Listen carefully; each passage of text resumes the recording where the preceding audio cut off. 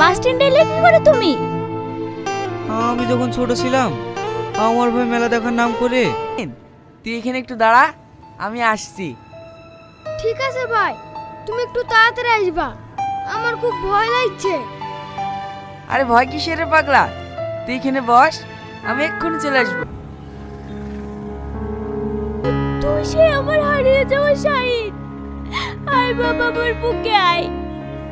তোকে আমি কত খুঁজেছি, কত খুঁজে পাইনি। মা তুমি? চুপ, কখন আমার মা বলে ডাকবি নি, আমি ভাবি বলে ডাকবি। আর তোর পরিচয় তোর ভাই দেখে কোনোদিন বলবি নি। হো গো, চলো চলো, অনেক দেরি হয়ে গেল।